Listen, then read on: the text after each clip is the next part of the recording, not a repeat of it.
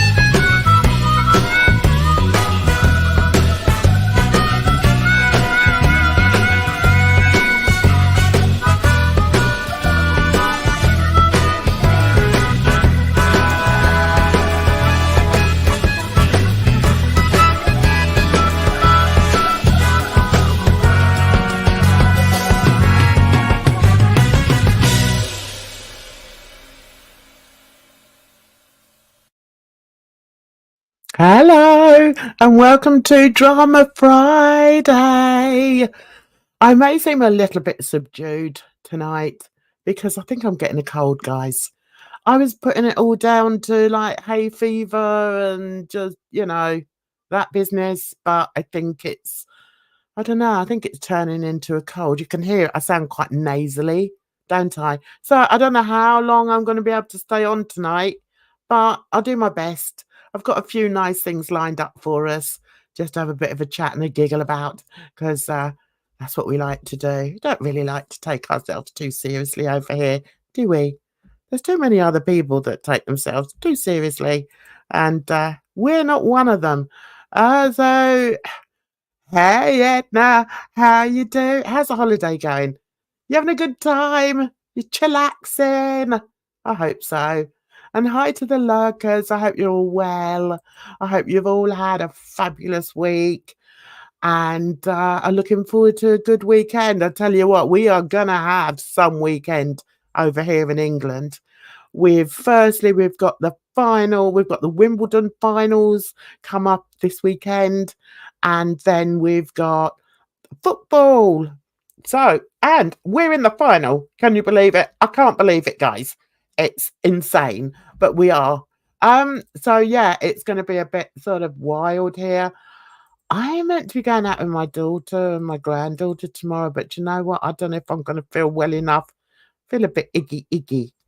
And I think I'm probably better just padding around, doing not very much at all. That's probably the best thing for me.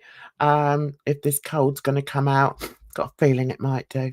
Anyway, so what can we talk about? We have got a lot to talk about. We've got Bridget in the house. Hey, sweetie, how are you? Did you hear that they came with a verdict today on the case? No. Pray tell. Case dismissed.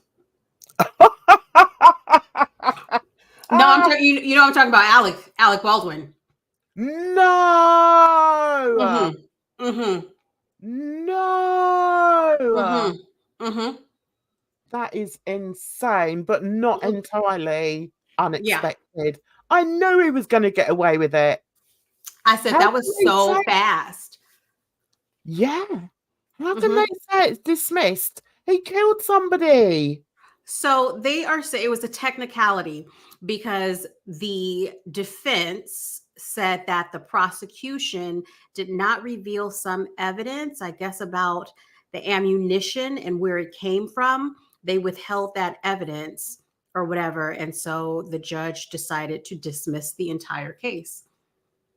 Oh my God. I had a feeling that judge was, I think she was a bit dodgy, to be fair. Mm-hmm. Mm-hmm. Just some of the things that I showed on Wednesday, was it Wednesday or Monday? Don't know.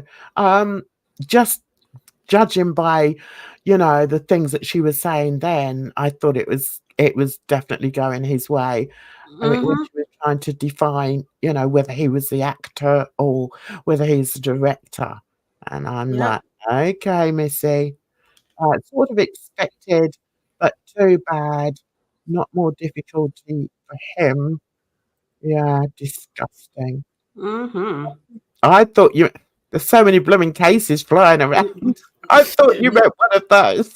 I mean, those other cases, we know those are going to get dismissed. So, I mean, what's the point even talking about that? I know. That's just a joke, isn't it? So they can refile. Oh, maybe. I don't know. I hope they do for the girl. Do you know what I mean? Yeah. Hi Sherry. Hope you're well. You made it. Yeah, you made it. I don't know how long I'm going to last, Bridge. I've got a cold to come in, so we better get on with it. Okay, now I gave it away with the thumbnail, but I thought, you know what? I might as well.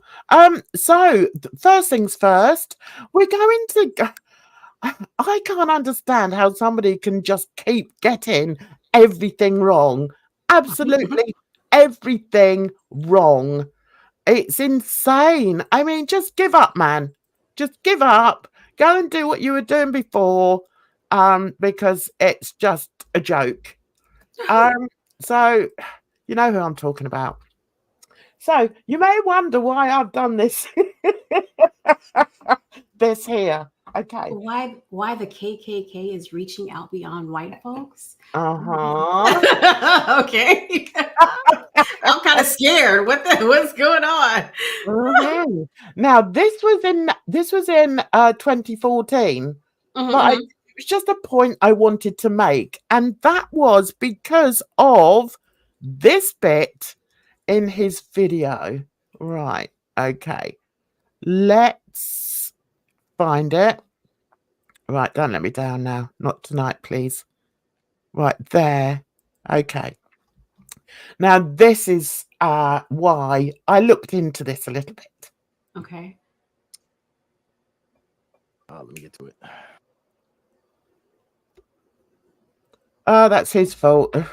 The greatest streamer on YouTube can never get the timing right. I mean, God, I'm a boomer and I do better than he does. Let me check the comments. I don't want to miss people coming in. Hey, Random Fish and Squish Squish. Hi, honey. You're not late. I've just started. No, you don't need to start over. I've literally just gone on to this. So anyway, let's play this. As if you're damaging us. You're over there with the clan. You are the clan.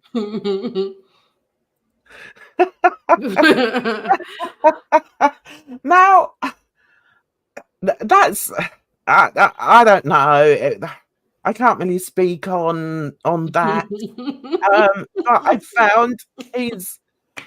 I mean, we're laughing about it, but I found his response quite funny.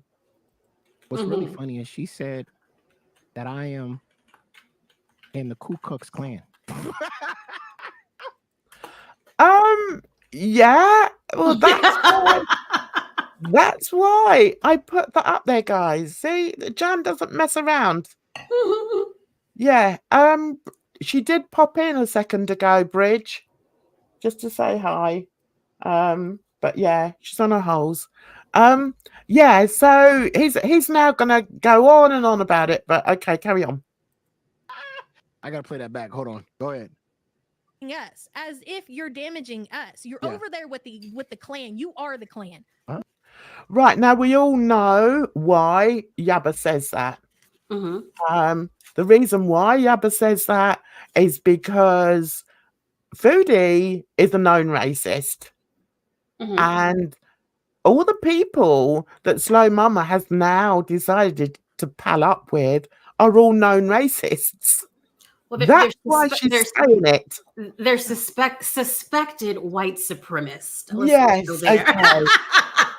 Allegedly. I was going to say that, Bridge. I was going to say that. Give me every drink. Yeah, they're alleged racists. Okay. The only thing he hasn't done yet, as far as I know, is climb the rickety stairs to the attic. But I think that's going to be coming very, very soon. He's aligning himself over there. So, yeah. So that is the context behind Yabba saying that. But he's now just going to try, sort of laugh it off and say, ha, ha, ha, ha, ha, ha. Yeah, all right. Is he that dense that he really doesn't understand why she's saying that? It's hard to know. Is Yabba actually talking to Yo Mama? Who is she talking to? I think Yabba's just talking on her live stream. The Griff Gang, Yo Mama, Original Al, The Attic, Foodie Beauty. That is. Look at the feigned look of surprise. I mean, that's what gets me. Does he not understand who he's aligning himself with? Does he not understand that? I mean, I think that he has like the same thoughts as them. Like they align on a lot of their beliefs. Yeah. Quite honestly. Yeah, I think you're right. And I think, all this sort of feigned surprise and shock horror sort of act is just that. It's just an act. He knows the reputation of the people that he's aligning himself with. And for that very reason, I wouldn't align with them at all, ever. I had to learn a bit about some of the people because, originally I thought, oh, maybe they're not too bad. But then I had to learn for myself the type of people they were. I don't think this guy has the intelligence to do that. I really don't. And I think he rides so hard for Foodie that he just doesn't see anything else. He's so blinkered. And he doesn't realize he's on the road to hell, quite literally.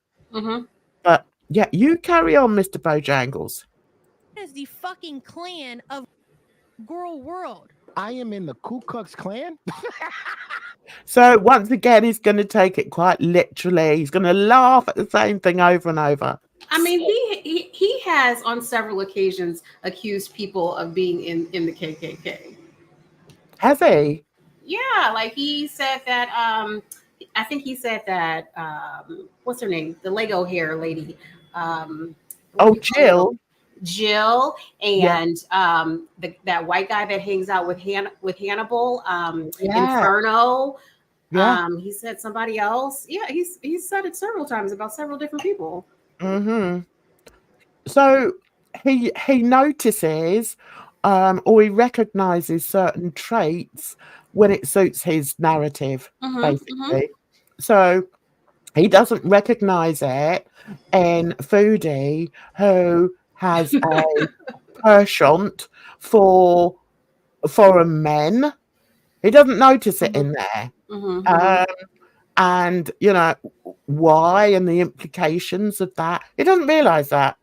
I mean Foodie has literally thrown up the Nazi, the hail sign.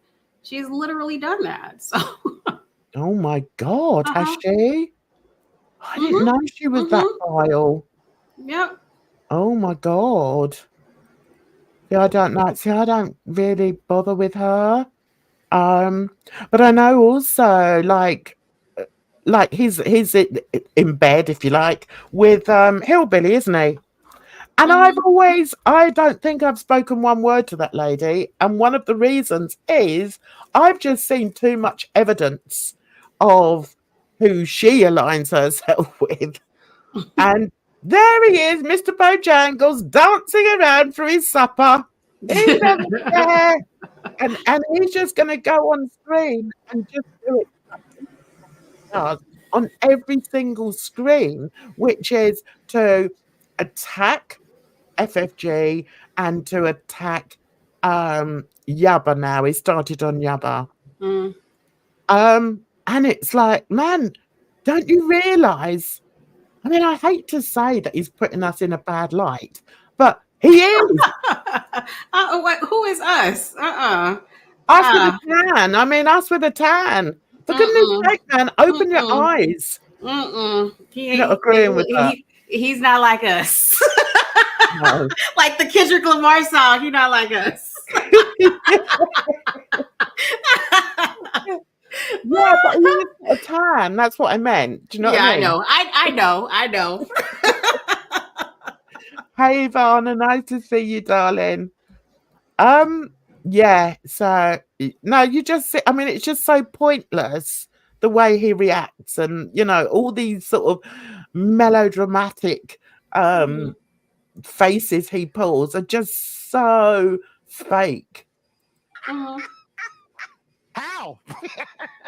How? I've just explained it to you because you're up somebody's arse who has been allegedly proven to be a racist. That's one of the reasons. But yeah, you carry on. What? Oh shit! Wait a minute. Oh, now he's going to do one of those stupid things where he has Yabba up on the screen. I can't be bothered to listen to that.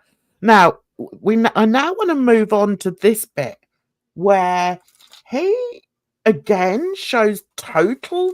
Yes, it does me as well, Ivana. Here he shows total miscomprehension, misunderstanding of a very personal and emotive subject.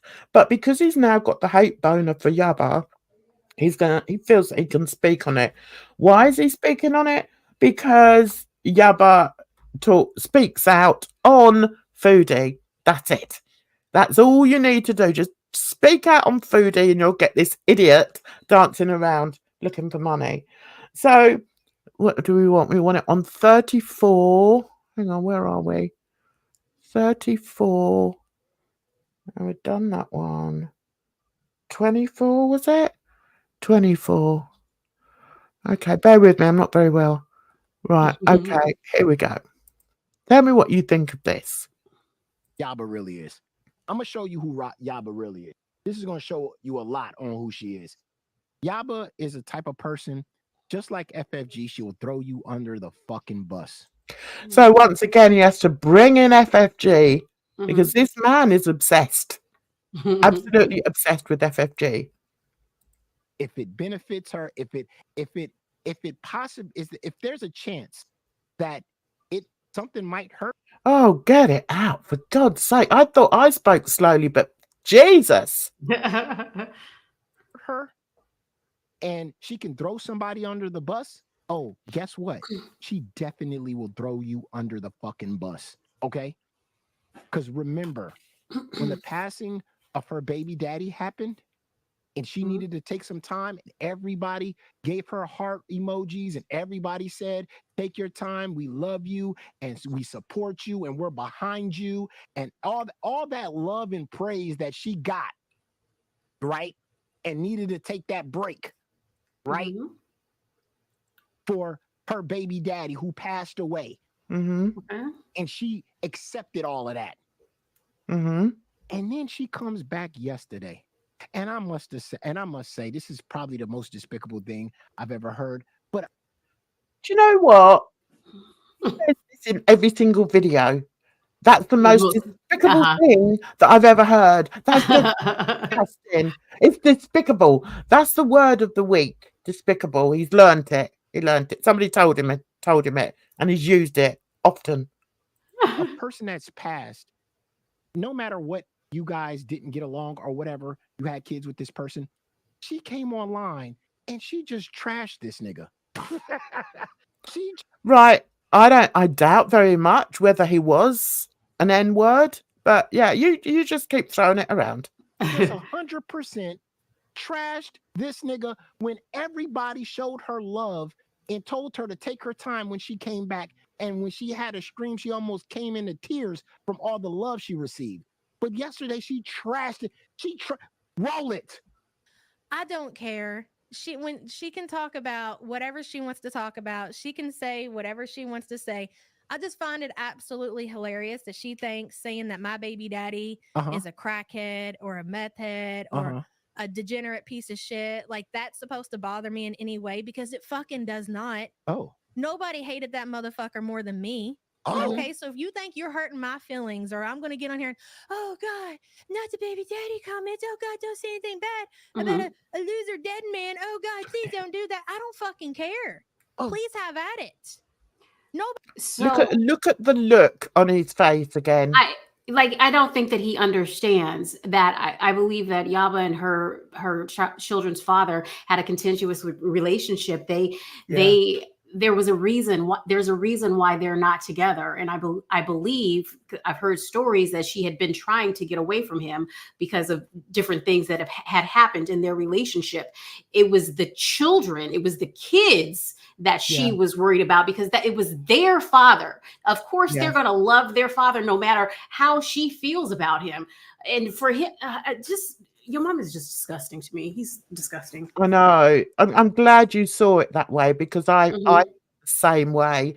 And like Squish says, she lived with him, been through hell and back. She can say what she wants. It's her story. But this man, this pleb here, is going to like do the usual like acting, the melodramatic acting, and pretend, it's got to be pretend that he's shocked that a woman could speak about a man who's now died. Firstly, he has no idea what that man put Yaba through. Right. Secondly, he has no right, as somebody who doesn't even know her or know the situation, he has no right to try and capitalize on it. And that's exactly what he's doing at the moment. He's capitalizing on that. It's disgusting. Yep. Absolutely. Yes, exactly. False outrage. He hasn't got a clue what he's talking about. Shame on him, especially as the father. It's like, how can you not realize that obviously he could have been the worst man incarnate, but when it happened, Yaba lost the father to her child, to her children. That is the major thing. Yep. Now, after a time, she's come out and said, look, most of you know I didn't have a good relationship with him, blah, blah, blah, blah. He was this, he was that, he was that. Fair enough. That's up to her to say that, though. It's not for him to try all these bloody hijinks. Yep. It's like, I'm disgusted by it. Absolutely. Just because someone died doesn't make them all of a sudden a saint. Exactly. I think it reminds me of when Johnny Depp, his mother had died, and he went to the funeral. I think he was giving the eulogy and stuff. And basically he was like, I'm not going to sit up here or stand up here and say all these great things about her. And he basically said, my mother was a piece of shit. She was evil. She was evil, but she was still my mother. Oh no. Yes. Yeah. Oh my God.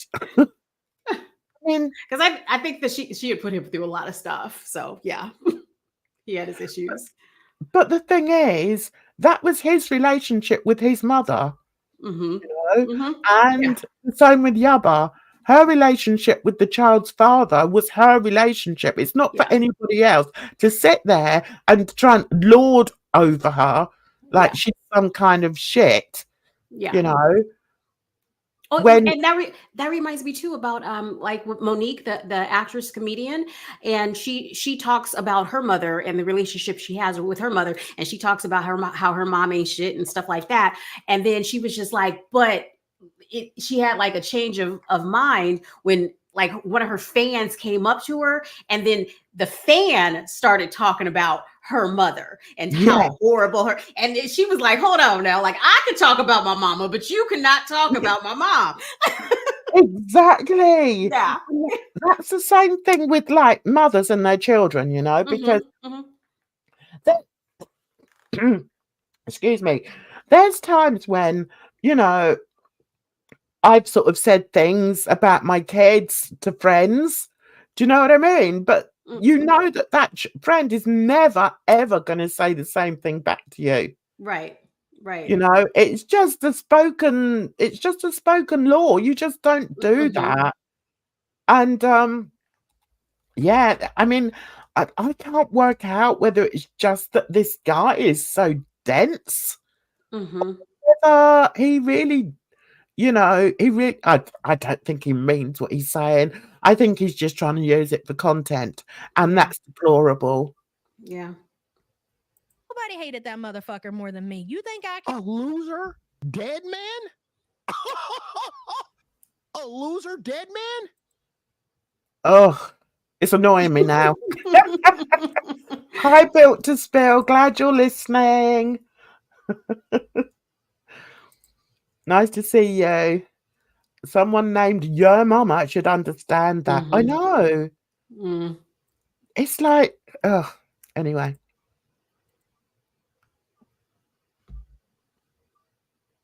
Oh, God. This is how you talk about your baby daddy that passed? A dead man? Yes. Yes. She lived a life of hell. You don't know that. I mean, I'm not going to make you know, claims about him or things that I've read about him or heard about him. It's not for me to do that. You know, but why is he injecting himself into her relationship, into Yaba's relationship with her ex-partner?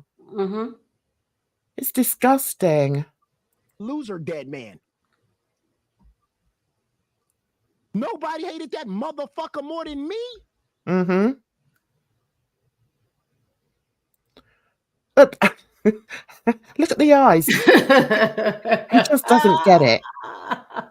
He just does not get it. What a stupid little man. This is all performative. It is, isn't it? Yep. But you wait until until he accuses other people of using other people's trauma, because it's a trauma, because she lost the father to her children. Whether she liked him or not is irrelevant. It's still a family trauma. Yep. And this idiot is going to sit here and try and manipulate the people in his chat into believing that Yaba's a piece of shit.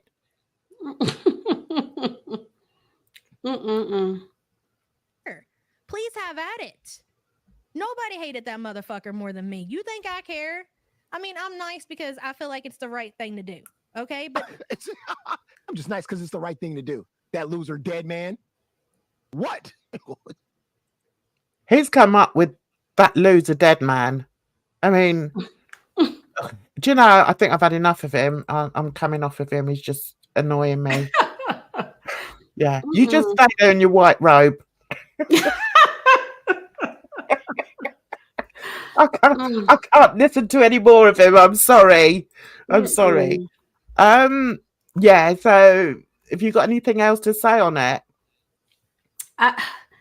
I think that I just don't know. I don't like this dude. I feel like he has. I just don't like him because he uses Yeah. things for entertainment that really shouldn't be talked about, or you could like just easily pass over. And Yeah. to talk about somebody's family relationship, even though Foodie is the one that brought it up, and Yaba was speaking on it because Foodie brought it up, he didn't really have to insert himself into it for a show.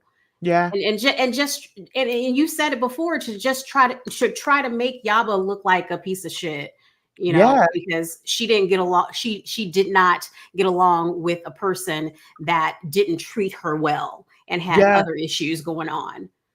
Yeah. I think it's disgusting, Bridge. Mm-hmm. Absolutely disgusting. And he should be ashamed of himself, but of course he And hasn't. I was going to say that, and this is coming from me, a person that doesn't even really even like Yaba. I don't like Yaba. No, I don't. Yeah. I don't watch her. Yeah. It's I don't care who he was talking about, to be honest. Mm-hmm. It's just the fact that his thoughts are so warped, and Yeah. it's all performative as well. I don't like that. Be And honest. it's just to turn people against her. Like, oh Mm. my God, he's so shocked that she would say something like this. Oh my goodness, she must be a bad person. Yeah. Mm-mm. And why? Because she dared talk about Foodie. It's disgusting, honestly. Yeah, exactly, squish, squish. I always believe that. And I'm not always right, but I try. I try my hardest. Yeah, I think Yabba still speaks on Foodie. I think that's the only reason, really. He's coming after her. She said that she didn't realize Foodie kept up with Yaba. Foodie keeps up with anybody who is doing content on her on a regular basis. Any and everybody. Mm-hmm. She's got nothing else to do. She's got nothing else in her life to do. So, yeah. Right. Okay. So now we're going to move on. We're going to move on to something a little bit more lighthearted. And let me get this right. It's not that one. Is it that one? Yeah, it's that one. Okie doke. So it's this. Okay. There's drama at the donor store. Okay. All will become clear. Step into Wix Studio, the platform for agencies and enterprises, and turn website layouts into an art form. Well, this is Dr. Grande. Today's question is, can I analyze the case of Jonathan Jacob Meyer? He is the subject of a 2024 Netflix documentary titled The Man with 1,000 Kids. Oh my God. I'm gonna have to check that out. Let me see. I'm gonna write this down. The Man with 1,000 Kids. Yeah, I didn't realize it was on Netflix. I may have a look. I saw the old Bridge. Did you ever see the one? I've got to stop shouting. Did you ever see the one about the guy that he was a doctor and he kept inseminating all these women? I saw that story. I saw that story. I don't think I saw a documentary about it, but I saw that story. Yeah.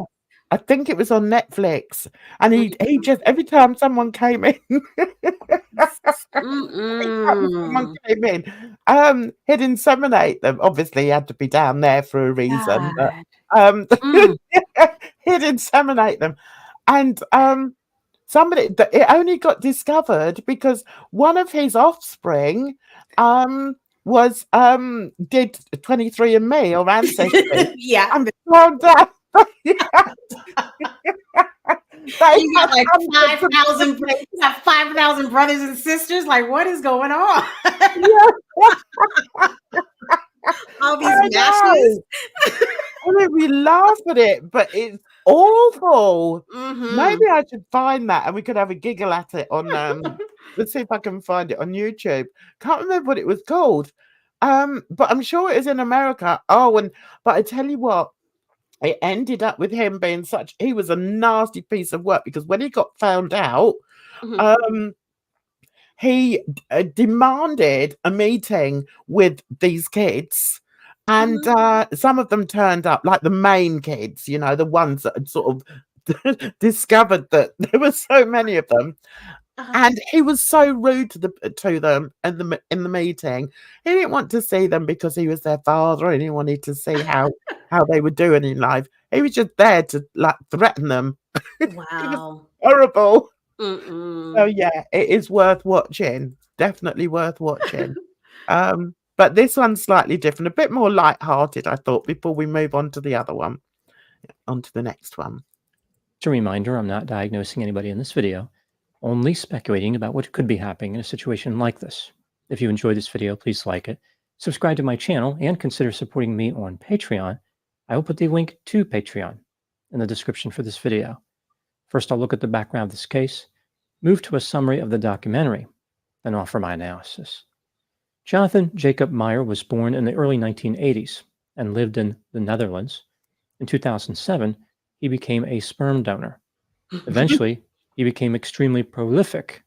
I'm sorry. I laughed at that bit. I don't know why I laughed at that, Bridget.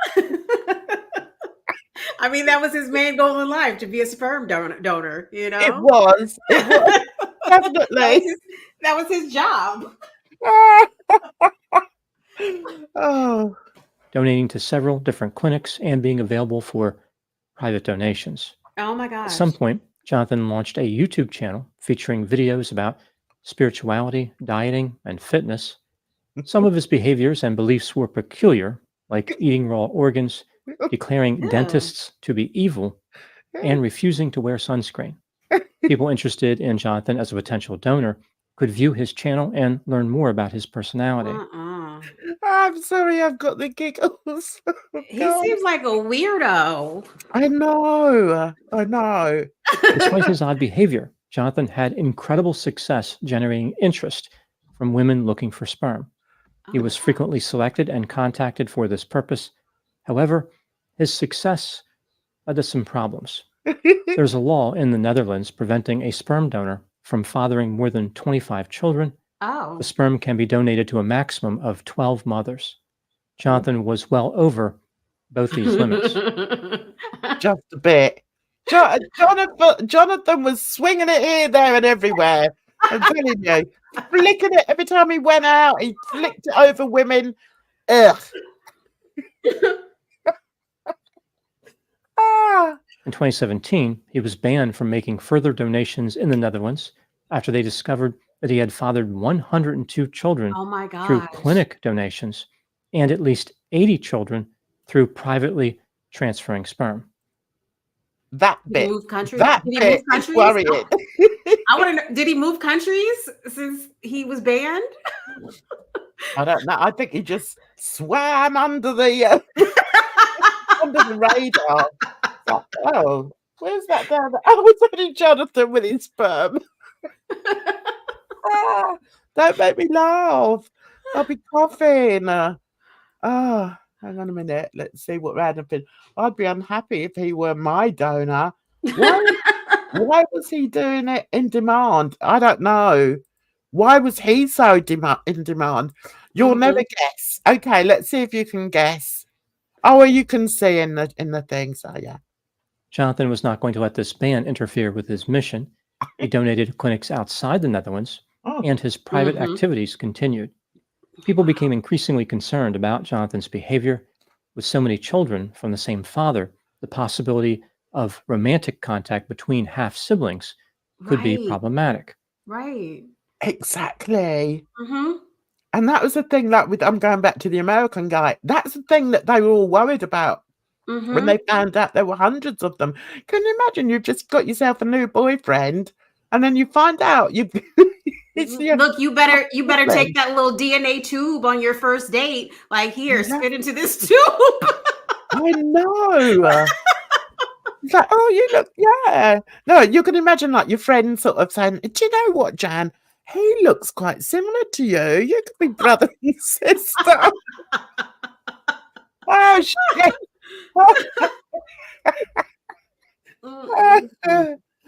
In 2023, Jonathan was the target of a civil lawsuit in the Netherlands requesting that he cease all donation activity. In April of that year, the court ruled that Jonathan must stop donating sperm.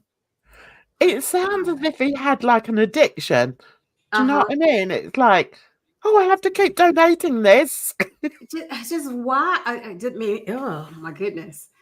Weird. Yeah. The procreation party was over. Furthermore, if he did it again, he would be fined 100,000 euros per infraction. The Oh. court determined that Jonathan lied about the number of children he had already fathered, the number of sperm donations he made, and about his intent to make more donations in the future. On July 3, 2024, Netflix released a documentary titled The Man with 1,000 Kids. Here is a summary of that documentary. Oh dear. The documentary features interviews with a few women who used Jonathan's services. Most of them were from the Netherlands. The women talked about how they desperately wanted to have a child and shared various reasons why sperm donation was necessary or ideal. For example, not wanting to have sex with a man, not being in a relationship with a man, or having a male partner who was unable to make a viable contribution. I love the way Dr. He- Gronde skates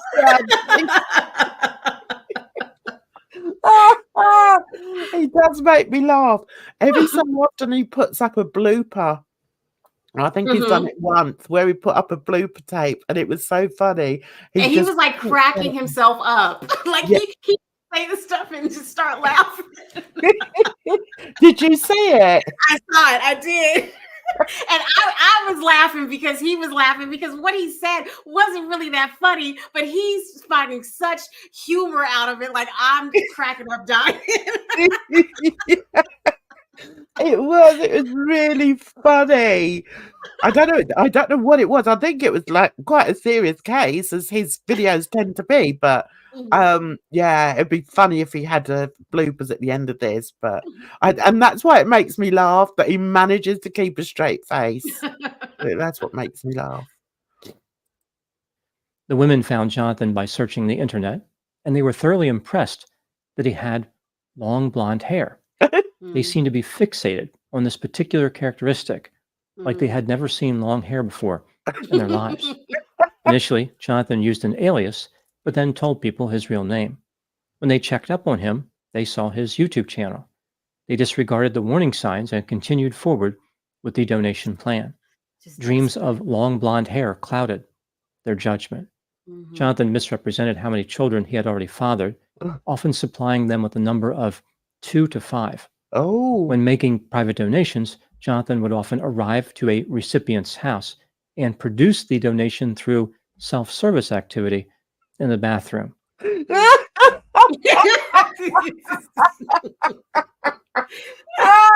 Oh, that's sick. That is so sick. But even the way Dr. Gronde says Self-service that. delivery. Yeah, self-service. Oh my God. On one occasion, he met a recipient in a shopping mall and extracted a sample in a public restroom. Jonathan, I tell you, this guy, he's addicted. I would say he's probably addicted to masturbation, to be honest. Probably so. It's got to be that, hasn't it? Probably so. offered to have sex with the women as a more direct way to achieve the goal. At least one of the women in the documentary agreed to this natural method. No. Oh, Over no. Let's go back over that. I missed that. Too busy laughing. More direct way to achieve the goal. At least one of the women in the documentary agreed to this natural method. Oh, no. Over time, Jonathan's prolific donation behavior attracted negative attention. Many of the women started to realize what he was doing, and a Facebook group was formed. They found out that Jonathan had visited many other nations and reached his quota for donations in many of those countries as well. I want to know what the group was called. Was it called like, Stop the Wanker? For those who aren't British, you'll have to check that what that means. Yeah, exactly.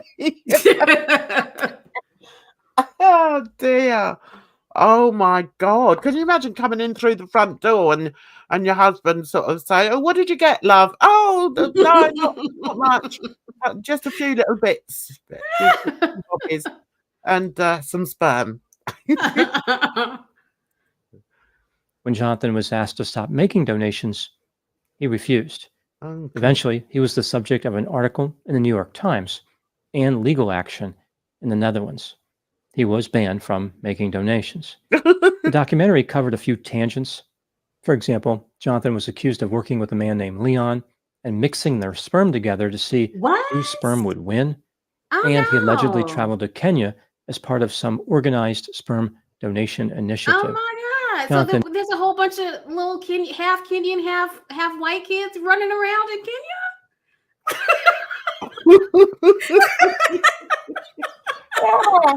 Oh, with blonde hair. I'm worried. I'm worried. If Oh my God. No. And declined to participate in the documentary, but he later denied both of those claims and said he would sue Netflix for making false accusations. Okay. At the end of the documentary, several of the women met and talked about the challenges of having so many children from the same father. Now moving to my analysis. Okay, so on here he's just talking about, I think he's just gonna say about the statistics, but let's just give him a couple of minutes. We'll see. Here are my thoughts on a few areas that stood out to me in this case. For a hard-to-reach audience, it sure looks like they're being reached Gave on you a Twitch. chance. Item number 1. Jonathan said that he came across the idea of sperm donation in 2006 after talking to a friend who was unable to have children of his own.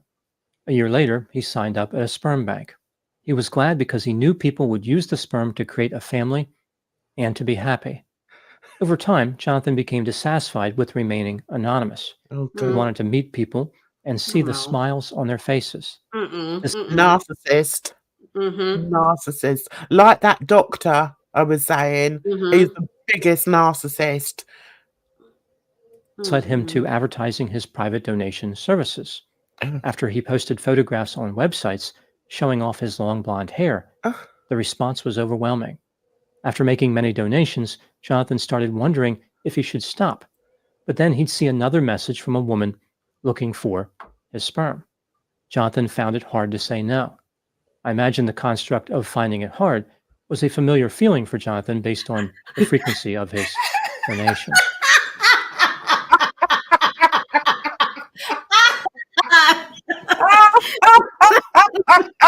He didn't even laugh there.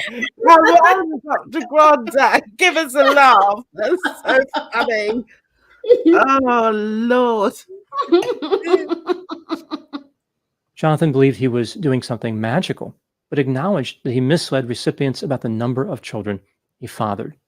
He stressed how there were not a lot of donors out there. Increasing demand was a critical factor with which he was trying to cope. Jonathan said he stopped making donations in 2019, which he felt was a bit late. The Netflix documentary portrayed him as having an addiction, but Jonathan said this was not true. If he was addicted to anything, it was being valuable to people and having a great time with them. He believes that he should have said, Did you see the cut? I've never seen such cuts. Oh, he's cut this a lot. Poor Dr. Grande. Bless him. This must have been so hard. set more boundaries and not waited for people to start screaming and shouting at him. Item number 2, Jonathan has a YouTube channel containing almost 750 videos. It has about 18,000 subscribers and has been viewed about 1.6 million times. It was typically viewed about 5,000 times a month, but the Netflix documentary drastically increased that number to about 750,000. Here are several video titles to sum up Jonathan's channel pretty well. Why I haven't visited the dentist in 12 years. Eating raw liver. I ditched my deodorant. Why? Stop and reverse balding. I used to fear the sun. How I got rid of anxiety attacks. How to get rid of woke. Am I turning into an animal? How we get horribly damaged from scientific thinking. How to get rid of demons. Important message for all my children? And did I lie to parents? Netflix hides this from you. Most of the videos that I watched on his channel featured Jonathan walking around in various countries and talking. The thing is, he's not even good looking, No. is he? Mm-mm. He's Mm-mm. not good looking. I just want to see if we got any bloopers at the end. Hang on. Let's just see.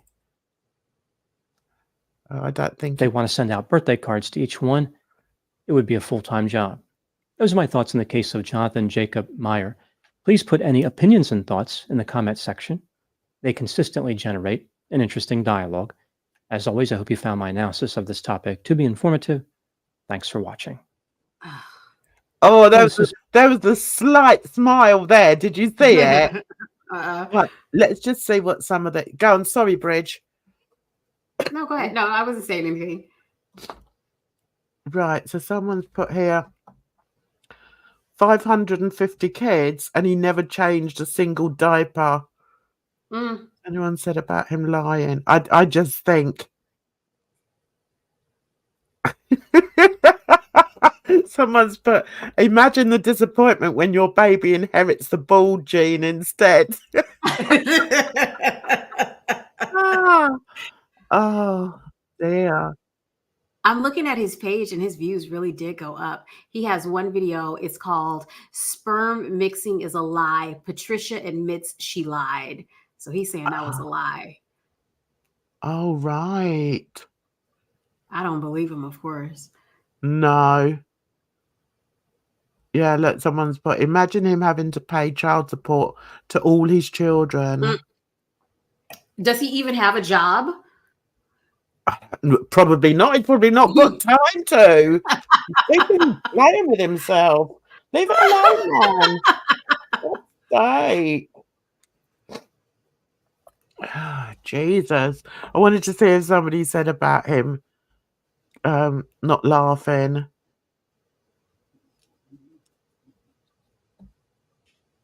No.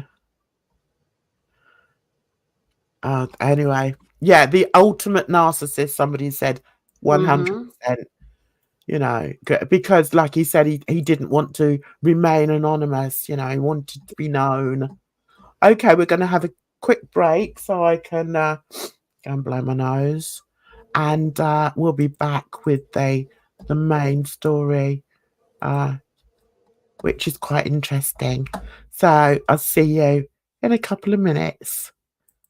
So let me sort myself out. Right. Okay. See you in a bit.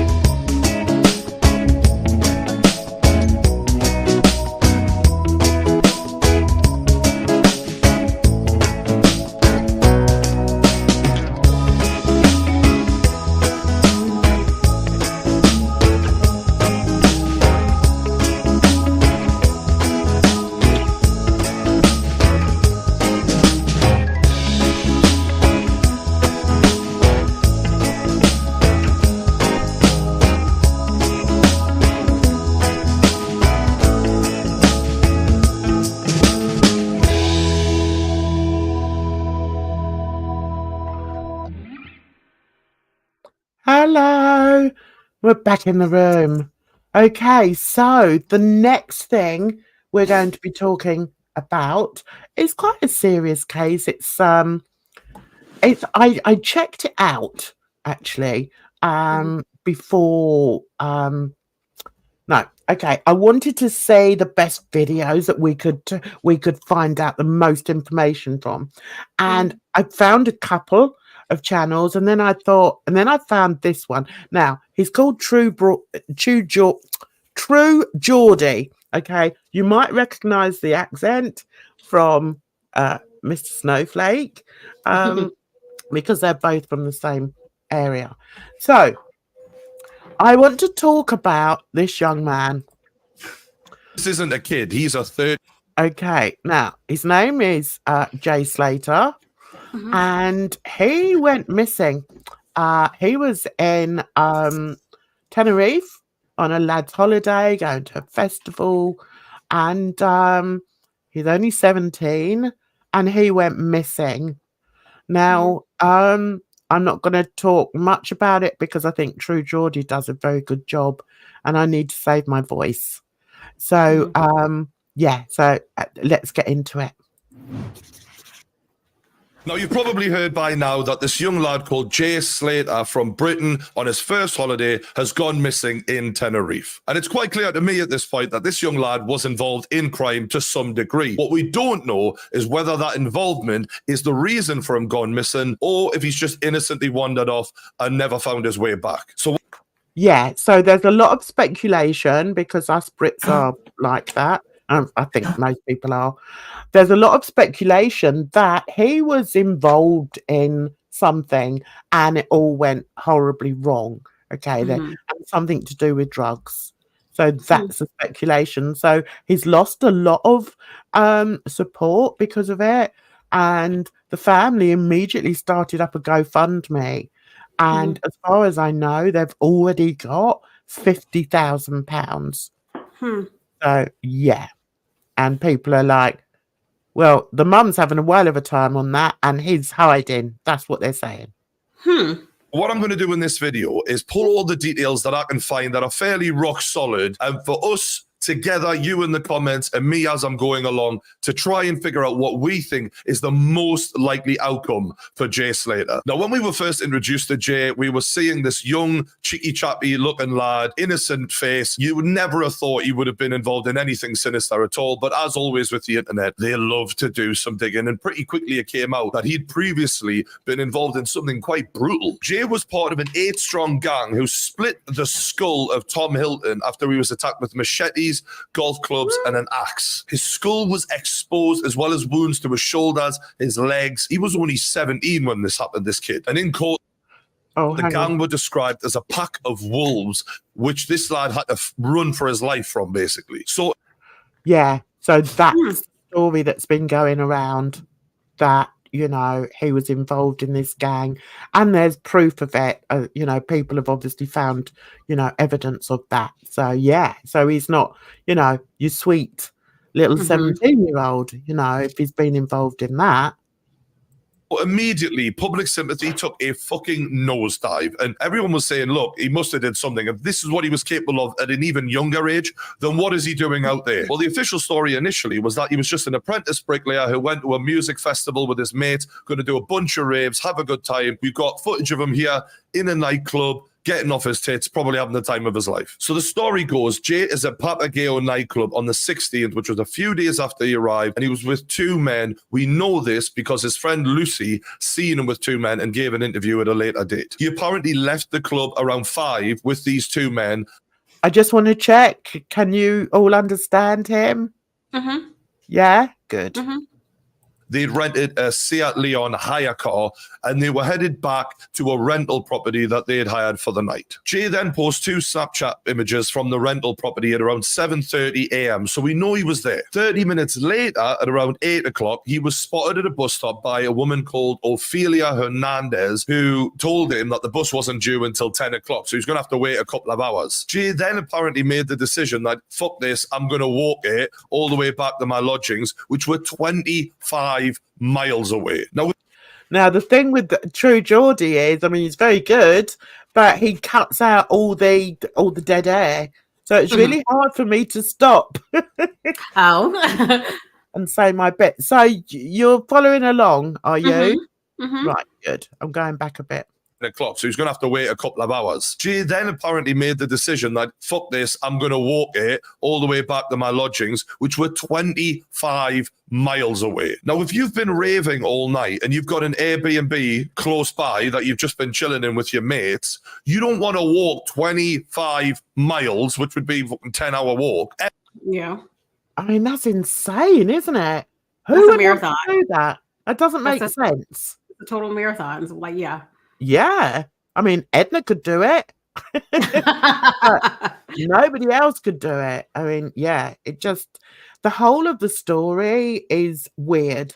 And that's why I wanted to cover it, but I didn't want to cover it on Drama Friday, on Murder Monday, because it's not really a crime yet.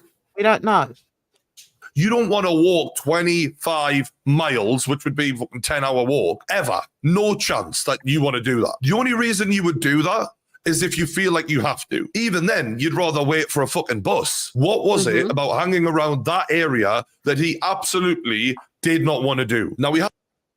Yeah, and that's the main thing. They're saying that he was running. He was running from somebody.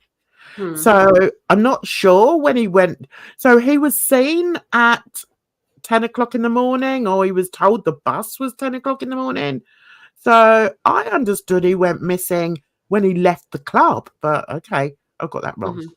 That area that he absolutely did not want to do. Now, we have some final phone calls that were made to Jay that have been confirmed by the authorities to have definitely been made. So this is facts. 3 friends spoke to him while he was making this walk. Now, information received by the investigator suggests that he was scared to go back to the Airbnb and said that he could not go back. So naturally, it doesn't take a fucking genius to think that the 2 dudes he was with, he did not feel comfortable around. Right, now what I don't understand then, I mean, are you any clearer? Maybe it's my cold brain. It's early in the morning though, isn't it? That he went missing. Okay. So, all right. Or that someone was arriving at that location and he didn't want to be there to be around when they got there. Something was wrong. Because going back to that Airbnb, whether it was to charge your phone because his phone was on low battery, get a drink of water, get some food in you, and call a taxi. There was so many reasons that he should have gone back there, and yet he chose not to, and he chose to walk. This makes no logical sense at all. So not only does that not make sense, but the fact is, he doesn't even stay on the main roads. He goes off-road in what would be considered pretty treacherous terrain, like a nightmare to get through. Someone's even suggested, ironically, that you'd need a machete to cut through some of this. It's that bad. And before his phone dies, he is able to pinpoint his location to his friend. So we've got some good evidence there in that we know, although he wasn't in a good situation by the sounds of it, and he was off-road, we know within 5 to 10 meters, at this point, you were here, you were alive before your battery died. Now, one of the last people... Right, now, what I don't understand, okay, explain this to me, Bridge. If it was in the morning and he's been out raving the night before, would he still be out of his head on that? Well, I've never gone to a rave, but I mean, possibly, maybe. Okay. See, I'm actually thrown by the timeline now, but never mind. 10 meters. At this point, you were here, you were alive before your battery died. Now, one of the last people he spoke to was a friend called Lucy who'd actually went out there with him. She'd apparently heard from him on the phone that he'd cut his leg on a cactus. He was struggling and he was thirsty and he didn't know what to do. But let's take a little look at the interview. How are you feeling about the way things are? You know, it's 72 hours since you spoke to Jay. Well, it's actually even been longer than 72 hours now. It was 72 hours at 8:30 this morning. Right. He's now going to say exactly what I thought. What do you think? Looking at that, Bridge, what do you think is strange about that interview?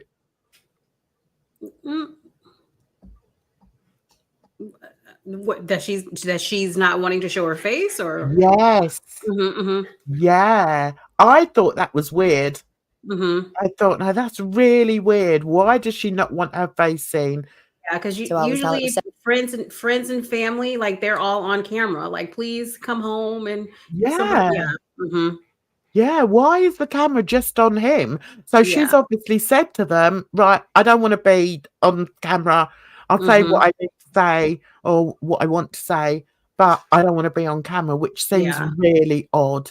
I mean, Mhm. also think on, right, I'm assuming she's the same age, 17. Mhm. So her parents and her family could be worried about her. So Yeah. even if she went on the camera and said, look, mum and family, I'm fine. We're going to see what we can do to find him. Mhm. Even to say something like that to camera, it just seems weird to me. When I saw Mhm. the interview, I thought it was weird. Yes, you could be right there as well. And she Yep. doesn't want to be associated with that, quite possibly. There's been talk that she's actually a drug dealer as well, Maybe. allegedly. So yeah, quite interesting.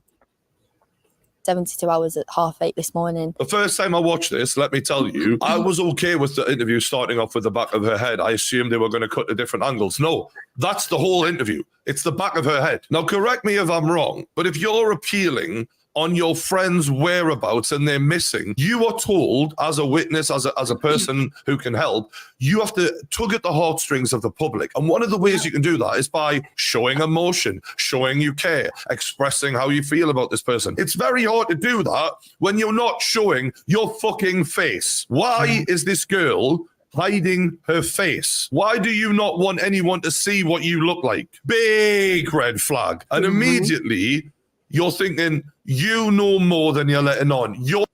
Yeah, I think she does know more, or she knows. Maybe she's frightened. Maybe she knows that what he was doing was criminal, so she doesn't want to sort of implicate him or sully his character.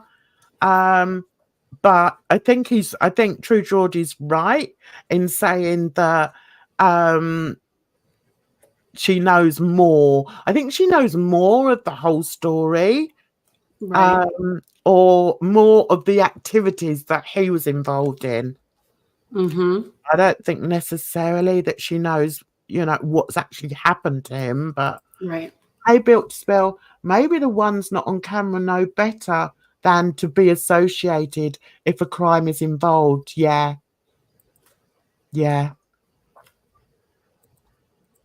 Or involved in something that you don't want people to know about immediately. And unfortunately, she didn't even say anything of interest in that interview anyway. It was just complaining that the authorities weren't doing enough. She could have said so much more to help with this case, in my opinion. And then 11 days later, even more bizarrely, another one of his friends who spoke to him in the final moments before his battery died comes out and gives his statement. You're thinking, where the fuck have you been, mate? Right. Stop there quickly. Oh, I've lost it. Yeah, okay. In case I hadn't mentioned it, he's been gone 4 weeks now. Oh, wow. Yeah, 4 weeks. We did that festival for 3 days. We do 1 day festival. I'd be tired, rough in the morning. Just waking up fresh to go and do it all again. It's just everything we've done like that. He's just been, I don't know, I can't explain him. He's just different. He's excited. He's got a zest for life. He wants to go and... This guy chewing his chewing gum with a smile on his face without a care in the world. Straight up weird. Start off. And I'm not reading too much into this before. Oh, is it this? No, that's just weird. If I was missing and one of my mates was just like, what a guy. Yeah, he's funny. Like, it would be bizarre, wouldn't it? Come on. Enjoy every moment to the fullest. Yeah, he does. And he does that. He did that anyway. So you were actually on... Whoa, hard cut. You can't fool me. This morning, your editing it's got to get better. Let's check this out again. He does, and he does that. He did that anyway. So you were actually... He did that anyway if... What? Yeah. If he's dead. What do you know, mate? If he is dead, why are you smiling? It's weird. I understand that death or the thought of death can do funny things to people, and not everyone can almost digest it in a way that they can actually behave in a way that shows sorrow. Like, some people feel uncomfortable, nervous, and they may have a little awkward laugh about them. I don't know.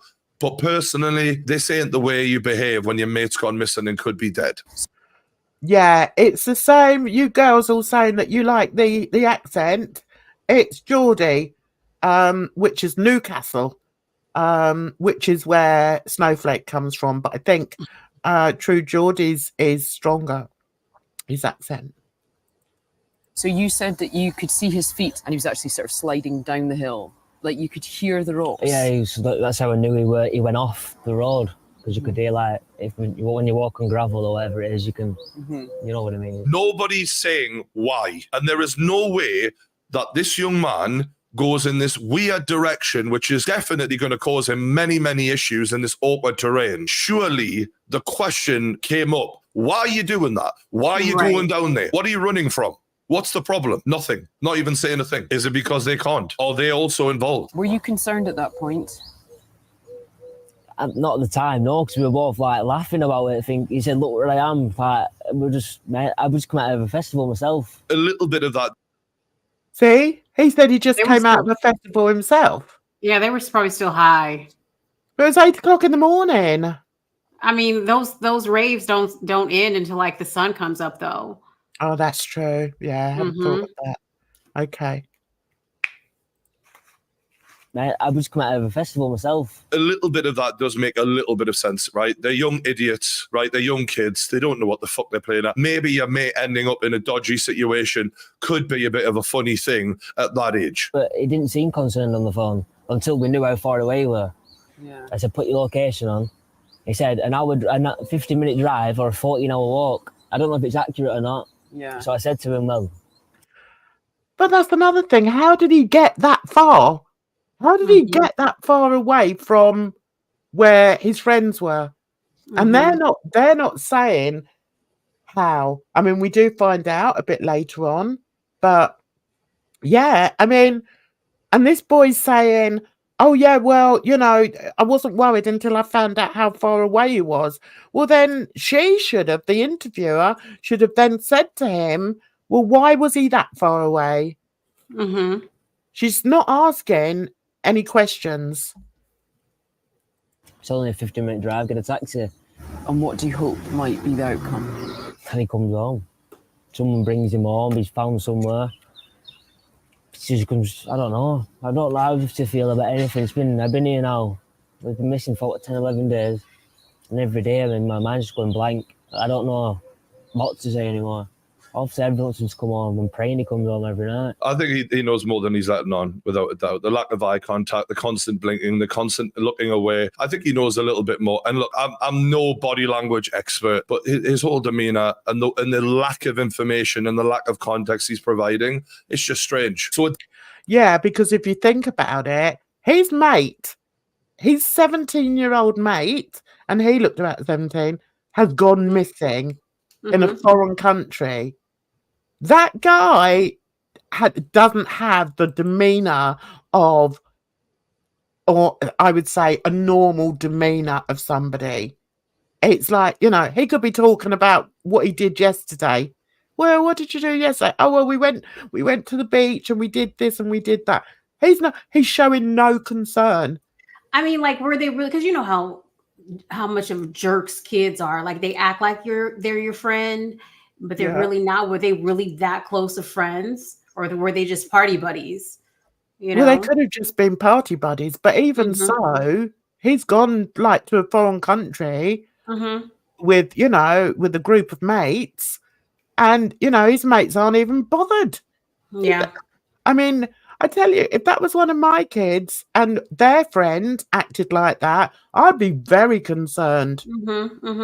Very concerned about it. I'd be like, he obviously knows what's happened. Just tell me what's happened. I tell you, once he gets home, there will come a time when he opens up, because he's only a young boy. But I think there will come a time when he opens up. It could be years, though. Right. Through guilt, I think he'll open up. But yeah, quite interesting, though. His whole demeanor and the lack of information and the lack of context he's providing, it's just strange. So a day after Jay had gone missing, the search began to try and locate him, and his mother and father arrived in the country the same day. If someone does have Jay, what would your message be to them? Well, you just let him go. Just let him go. It's been three. No, it's been 3 days. Has somebody taken him? Has he just panicked? Where am I? You know, they've been in high spirits. They've been to an event. You know. I'm sorry, but even she doesn't seem that bothered. What do you think? I don't know. I don't know. Random Fish says, I'd be concerned even if it weren't that close to the guy, but he probably knows something more. Yeah. I don't know. Look at the mum. Where's the tears? She got her nails done. But at the same time, it's been a month. It's been a month. I don't think this was a month. This was probably yeah, because didn't Geordie say that they went over the same week or something? I don't know. Yeah. But because I'm thinking about like when what was that mass shooting that happened? That the Columbine, when Columbine happened, and the shooter, the mother of the shooter, they were saying that how she wasn't acting in the correct way because she went to go get her hair done. Like after everything happened, like a couple of days later, she was worried about getting her hair done. And people were like, what the hell is wrong with this lady? Like your kid is killed and your kid just killed a whole bunch of other kids. And you're worried about getting your hair done. So people were pissed off at her because they felt like she wasn't acting in an appropriate way. But what is the way that you're supposed to act when something like this happens? Well, I suppose you can only draw on your own sort of emotions. And I think, you know, if that were me, I'd just be devastated. You wouldn't be able to understand what I was saying because I'd be blubbering. Because I can see somebody doing that, but then also somebody just kind of being in shock and being numb and just kind of, you know, I'm just here and I'm talking to you, you know, with no emotion. Yeah. Maybe I'm just being too judgmental. You know, Ozzy just thought, I need to go get back down to civilise it. But there is people up there. Why has nobody seen him? You know, there's tourists up there. It's a climbing, you know, it's a hive of activity at 8 a.m. in the morning. I can't bear to see where we could be just lying there somewhere. I can't bear it. I don't have the strength to do it. But... So Jay's mother was quite heavily criticised for saying that she didn't have the strength to go and look for her boy in case he was laying there, and basically she didn't want to find him. I mean, I don't remember in Home Alone the mother going, yeah, just leave him. We'll enjoy the holiday. It's fine. No, you'd have thought she would have been more proactive and more desperate to do whatever it takes, no matter what happened to her little boy. Because I don't agree. I don't agree with him. I don't agree with him there because it's kind of just like you don't want to face reality. So if I go out there and I find my son's body, I have to face the reality that he is actually not alive anymore. So she doesn't want to face reality. That's how I take it. Yeah, see, I agree more with him. But then, you know, as I just said, you draw on your own sort of emotions, don't you? And think, how would I react in that situation? Yeah. And I think I would be much more proactive.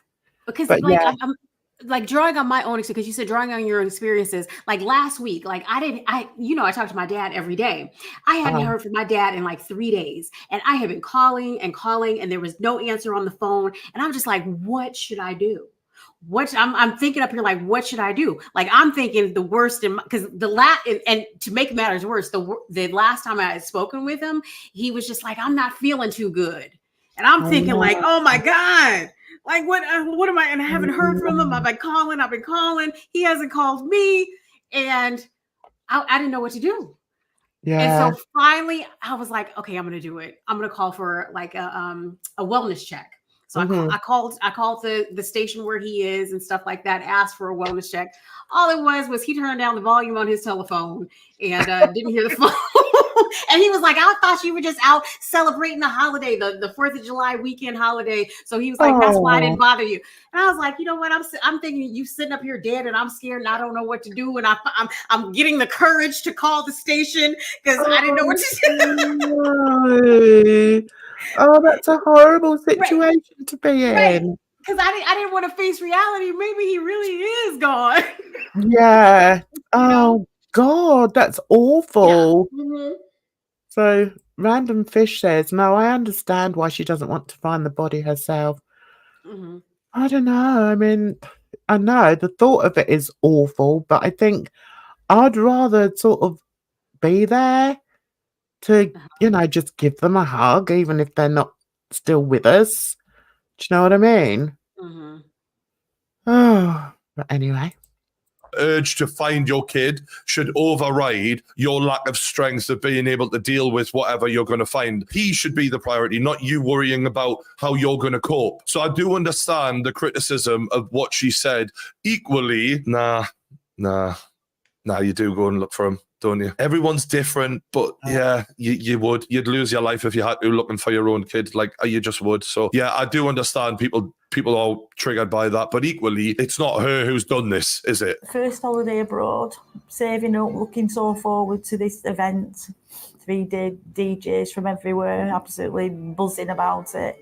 Mainline, your style destination.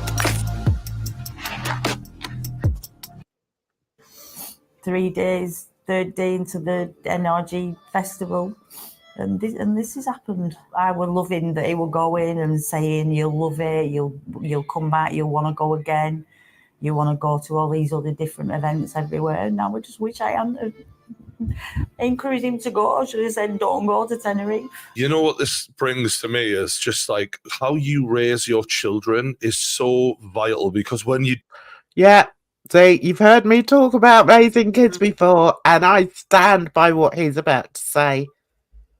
100%. Things to me is just like how you raise your children is so vital, because when you do send them off into the big wide world on their first holiday ever, you hope that you've taught them enough about how to look after themselves that this sort of thing doesn't happen. I'm not saying she is to blame, because At 17 years old, my mother would not have allowed me to go out of the country like with friends. She wouldn't allow me to do that. Yeah. Exactly. Yeah. Exactly. And also, I think I was trying to think. My daughter went to the same place. One of my daughters went with a group of her friends. I think there were 4 girls, and they went for their first, you know, girl holiday, and they went to Tenerife. And I'm trying to think whether mobile phones were out. I'm sure they were. And I told her she has to phone me every day. We picked a time. I think it might have been like 6:30 at night, because I thought if she's going out in the evening, then, you know, she can phone me first. I was in constant contact with her just once a day. And it's so important that, you know, you do have to. I know what he's saying. You have to give your child. That's the role of being a parent. Is to teach your child how to react, how to be when they are away from you, because you're not always going to be there. Right. And you have to give them the tools with which to, you know, navigate the outside world. And it's hard, you know, and it's hard to let go as well, and to know which age you should let them go. But I'm sure she was older than 17. 100% she would have been older than 17. But yeah, I remember that time and the fear I had. And yeah, but she had a fabulous time, and they all came back and had a great, you know, great stories and everything. But yeah, I think he's talking a lot of sense here. Send them off into the big wide world on their first holiday ever, you hope that you've taught them enough about how to look after themselves that this sort of thing doesn't happen. I'm not saying she is to blame, because she is not the one who's done something to him necessarily. But if he was involved in criminal activity that led him to his demise, that is partly about how you bring your child up. And if you turn a blind eye to your kid being a wrong'un at 30 and 40 and 50, and eventually he's 19 going to Tenerife and he's been a little arsehole all this time, it does feel like the fact that only 2 years ago he was caught up in a machete attack, it isn't that much of a shock. Somebody somewhere must have helped him off that mountain. Somebody. Must be like a living hell. It is a living hell. Don't. unless you're going through it, you can't explain. You can't understand what I appreciate that this man is emotional, upset, hurt, frustrated, and he just wants him found. But the reality is, the idea that he's going to be found alive now is highly unlikely, man. This has been a long time. They say 48 hours is the window, is well past that. Now, the police in Tenerife have... Okay, I have to interject here. He was 19. 19, not 17. Where did I get 17 from? They said 17 in the video, I thought. All right. Yeah. So I've just put Jay Slater, and it says found, could be alive on a different part of Tenerife. There's so many stories coming out, but I think we'll stick with this one for now. I can always do updates. Had a lot of criticism, and rightly so, because it seems like an absolute fucking shit show, if I'm being honest. They were offered help by Lancashire police and they declined it, as if to say, we've got this. Meanwhile, they let the two guys who were last to be known to be with Jay Slater go almost immediately, claiming they are not in any way relevant to this case. Now, that sounds ridiculous. I think, the two last people that saw him, they're allowed to leave the country because they've said, oh no, they're not relevant. So I found out the 17-year-old thing. It says, because I'm reading the Wikipedia page, it says the social media response also included people sharing details of a serious attack on a 17-year-old in 2021 by a gang of 8 people, including Slater, using machetes. Yeah, okay.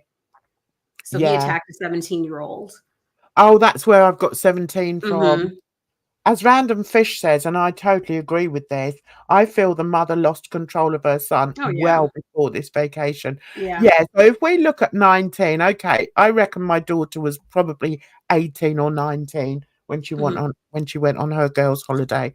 But I think, as Geordie said, it's about, did he have the right foundations to be allowed to go somewhere where he could well be tempted by drugs and other things that he's capable of doing, like violence?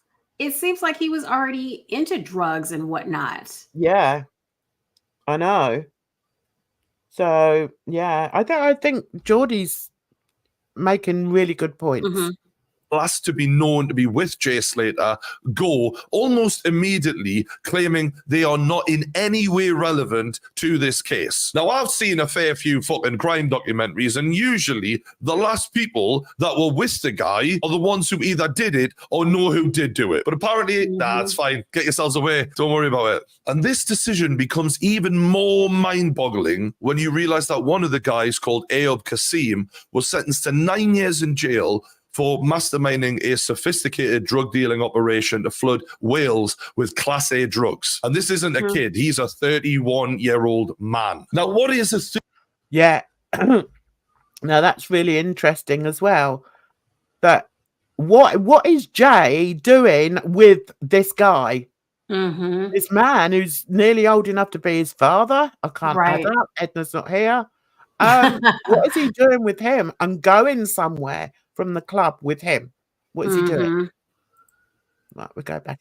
9 years in jail for masterminding a sophisticated drug dealing operation to flood Wales with Class A drugs. And this isn't a kid. He's a 31-year-old man. Now, what is a 31-year-old man with a background in drug dealing doing hanging around with 19-year-old kids in nightclubs? Now, as it happens, Kasim ran a legal weed cafe in Tenerife, and now a mate of mine happens to frequent this area a quarter of the year, every year, and he knows Tenerife inside out. Now, he told me that these weed cafes, generally speaking, not specific to this one, but when you go in there, yeah, you've got your legal weed, but you've also then got the option to get your real drugs. This ain't just legal weed alone. And in Tenerife, you'll be approached by locals with drugs, yes, but you'll also be approached by young English kids, just like Jay Slater, with all the Class A drugs that you want.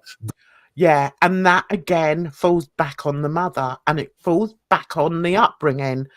I mean, I've worried about my kids with drugs in the past. And, I knew that I knew the other 3 girls that went with my daughter that time. And there's no way that any of that went on. So I could trust her with the girls. Do you know what I mean? And I think as a mother, that's partly your responsibility to vet the people that your child is hanging out with. It's so important. I'm thinking, was this a single mother? Because we haven't seen the father. It's probably a single mother. Did she? They might not have been well off. Maybe probably lower class. He was probably dealing some drugs because, like, there's no reason for him to be around some 31-year-old man who's actually a criminal. Yeah, he was dealing drugs to get extra money, and then plus, like a few years ago when he basically beat up another person, yeah, he was already gone. She had already lost control. Yeah, he beat up a 17-year-old boy. Yeah. I mean, they haven't said what injuries he's left with. But yeah, it's a horrific beating. Regularly. Now, let's think about this. Do we think these 19, 18-year-old kids are taking suitcases full of gear over to Tenerife with them, running that kind of risk, or are they getting it from someone who's already based in Tenerife? Logically, they're based in Tenerife and they're giving it to these English kids to fucking sell. Now, it's entirely possible that 19-year-old Jay's friendship with this 31-year-old geezer goes beyond them having the same taste in music. Maybe it's a working relationship, and maybe Jay is getting his gear off this guy, and maybe that's also the reason that Lucy didn't want to show her face on camera, because maybe she might be getting it off of him as well. Now, Kasim mysteriously booked the Airbnb under another name. Who knows why he wouldn't want his real name down there? You be the judge. Who knows? But he did say, when asked by the Daily Mail what happened to Jay, that the kid came alive and left alive. Who said anything about him being dead? Why even mention the fact that he might not be alive? I don't. That's weird. I haven't heard that. So that's the drug dealer, yeah? That's the drug dealer who was at the house. All right. No, strange thing to bring up, but okay. Now, what this does tell us is that Jay didn't leave Papagayo nightclub in the early hours of the morning with a bunch of lads his own age, or maybe going to see some girls or whatever normal things that lads do at that age. But instead, he left it with a man a lot older than him, with an experienced background in the drug trade, and for some reason went missing not long after that. And yet, the police didn't keep those two dudes for questioning and let them go. They're not even in Tenerife anymore. They've gone home. That is astonishingly poor police work. It makes you wonder why. Police connections to the drug trade in Tenerife, are they getting a bit of fucking backhanders? Who knows? But it stinks. And now, a word from our sponsors. Big thank you. Yeah, I mean, that's awful. Yeah. So let's jump forward. I don't normally like to play the full video, but this is so interesting. Right, let's go. Are you happy to watch a bit more? Right, okay, let's go to here. I mean, when you see the boy, I mean, I don't know how old he was there, but I don't know if this was taken on the holiday. I mean, there's nothing of him. You know, he just looks like a kid to me. I mean, and that's the perfect decoy. Yeah, yeah. Lads, one of them looking quite young. So again, he's pictured again with young lads. And there's some theories about what is going on in this photograph. And I'm not really trying to go down too hard on the conspiracy theory thing, but I think it is quite interesting that they'd even have, you know, the cheek to sort of post a picture that looks like he's smiling. I mean, you know, a lad you know just went missing, and the whole world is interested in what you're up to right now. And instead of keeping a low profile or maybe showing a little bit of sadness for the fact that some kid may be dead out there, he's smiling in this photo for a start. That's interesting. So we missed the beginning of that. So did he say that they posted, his friends posted that on social media? I think so. Okay, that's weird. Bit bizarre. Now, one of the theories is that he's covering his ears here, his mate is covering his eyes, and his other mate is covering his mouth. So it's like, hear no evil, say no evil, speak no evil. You know, one of those cryptic things about, you know, we ain't fucking saying nothing about this kid. Another person suggested, you know, what can't hear, what can't see, and what can't breathe. The dead guy. And interestingly, the caption is +1, meaning there's someone else here with us. Now, I don't know if that... Oh, God. See, I didn't watch this far in, but it's quite, yeah, It's quite worrying. But then you're always going to get, conspiracies, aren't Yep. you? But Yep. yeah, I thought the boy in the middle was him. I got that wrong. That's true. But the +1 thing alone, bit weird. That is a weird Instagram post to be putting out when people are looking into you for the disappearance and potential death of a young lad in Tenerife. And as the story developed, a new theory about a stolen watch arose because Jay apparently had stolen someone's watch the night he went missing. This kid is a fucking wrong'un, isn't he? I mean, I want him to be found. I don't wish any harm on the kid, but fuck me, mate. You're not helping yourself. The idea that he just got lost, it doesn't sound right, does it? No. So he put a Snapchat out saying, yeah, cuz ended up getting thrown out. Me and 2 Mali kids just took an AP of someone on the way to sell it for 10 quid. So him and the 2 dudes in question took the watch. Now, we've all seen enough movies to know that when a group of people steal something, not everyone gets to keep it. Sometimes the one who could fuck you up keeps the watch and you just help them get it. And watches like this are worth thousands of pounds, right? He said he wants to sell it for 10, it'd be worth a lot more. Now, the watch wasn't reported stolen. And look, sometimes that's actually a bad thing because that means the dude who lost the watch doesn't intend to use the police to get it back, if you know what I mean. He's planning on getting his own dudes on it, in which case you, motherfucker, will get dealt with. So it might not be that the guys he stole it with double-crossed him and then got rid of him. It may be that the person who lost the watch also wanted to get him. There's too many people with motives. That's the worrying thing right now. This kid had been in Tenerife 3 days or something, and there's some CCTV footage that people think might be related to this. And my mate who knows this area very well says this footage is definitely 100% taken from the area that these people were staying in. We can't verify whether it was them there, what time it was taken, but we know it's the area. Now, someone has annotated this and said that one person is Jay, one person is Lucy. We don't know if this is true, but we'll watch it anyway.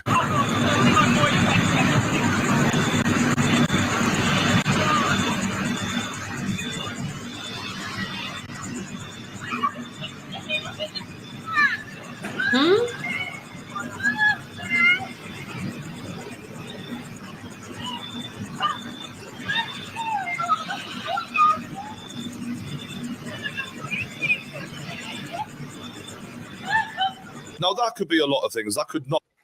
God, I hadn't seen that. That's scary. So that Lucy May, I take it, is the Lucy. So, oh God, I hadn't seen that. It's made my blood run cold. What do you think?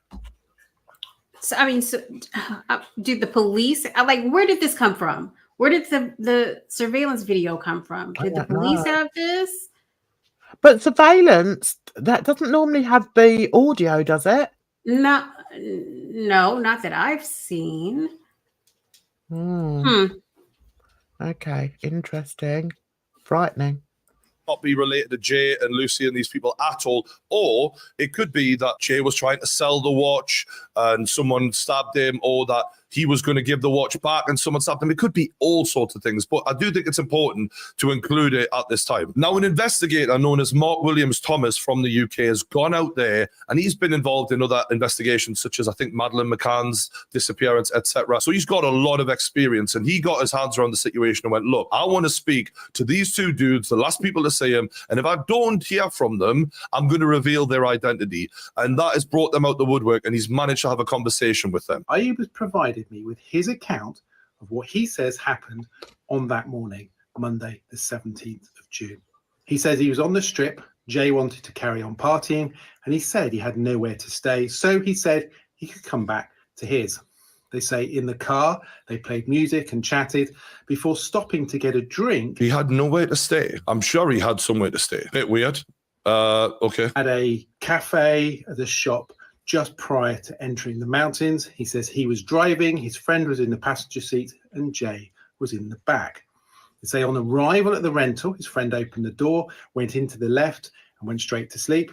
Jay walked in behind, followed by him, and when gone inside, they went upstairs, and Ayub then said to Jay, sofa's yours, here's a towel, here's a blanket, have a shower if you want. Does that make sense to you? It all seems a bit weird. If Jay's there with his mates, why would he choose to go in like a stranger's car and go and stay there. This sounds fake. Mm-hmm.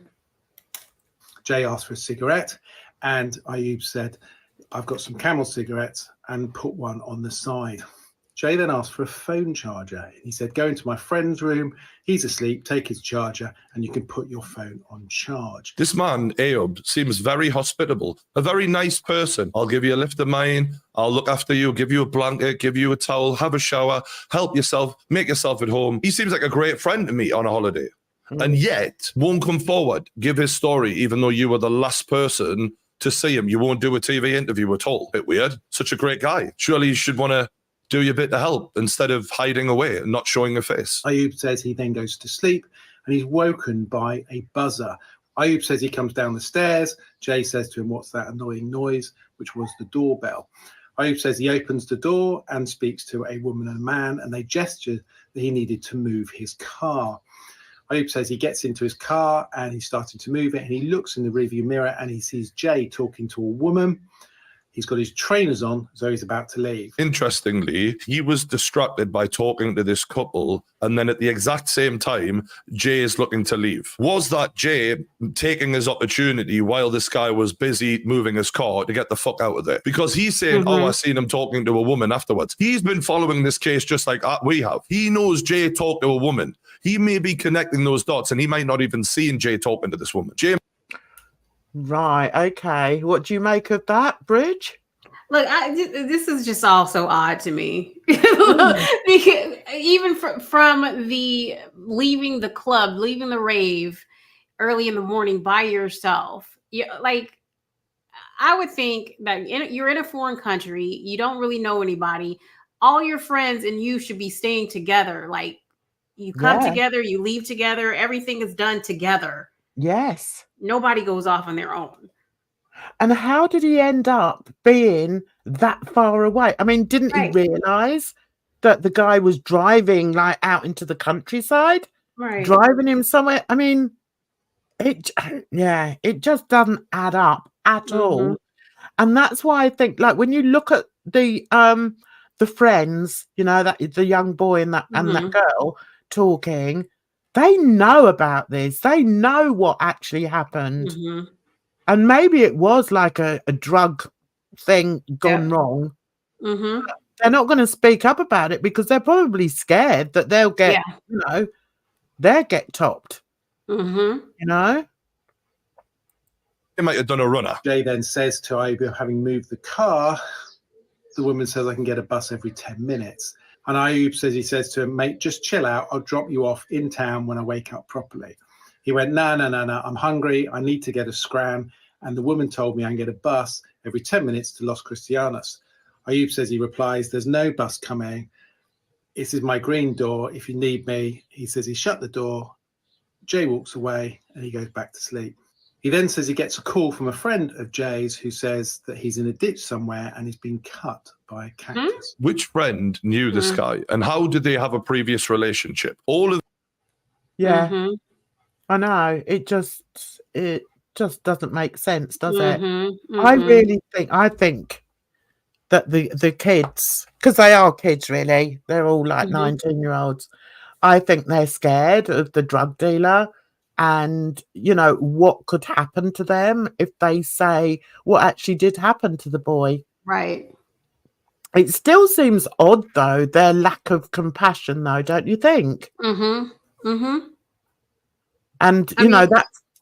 Go on. Because, I was going to say, because if they were so scared, then why even say anything at all on camera? Yeah.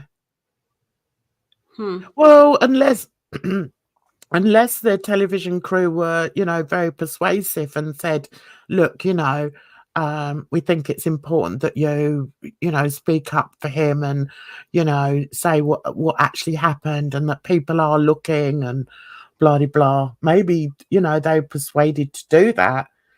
I don't know, but the one guy was just so nonchalant about everything. I know. You know? So I don't know.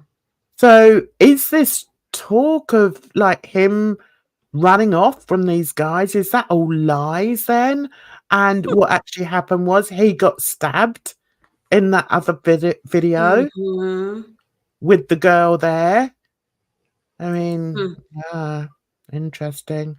These are key questions that we should be getting the answers to here. We're getting tiny bits of information, but the real interesting stuff that can actually help us piece this together in coming forward. The evidence still strongly supports that Jay left the Airbnb suddenly, walked for 30 minutes before wandering off-road, where at 08:49 and 08:50 on the Monday, he dropped a location pin. Again, like you're on a session till the early hours of the morning, right? I was young once. When you've been up all night partying, the last thing you want to do is get up at fucking 8 o'clock in the morning and do a hike. You want to sleep all fucking day. None of that makes sense. However, as part of this investigation, we have sought to identify and speak with as many people that Jay had contact with whilst in Tenerife.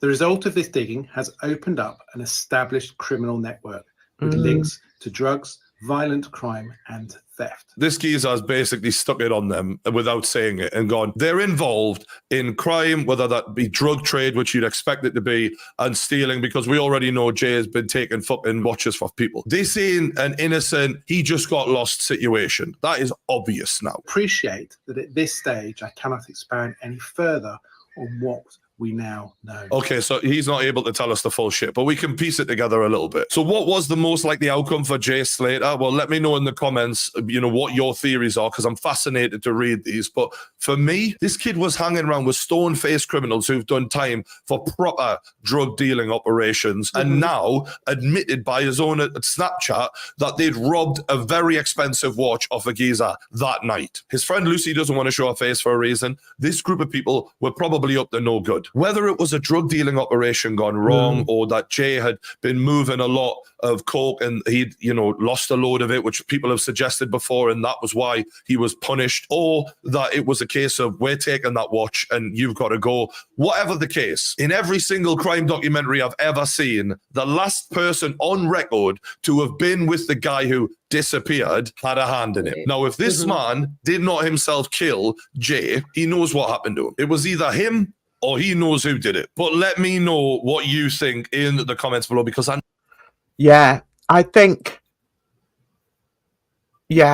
just want to hear what he says there. know there's some wild conspiracy theories out there. And while I haven't really gone too heavy into them in this video, because I just wanted to keep it to the things I feel like we can know for sure, I'm definitely interested to read them. Let me know what you think. Also, if you haven't already, like the video.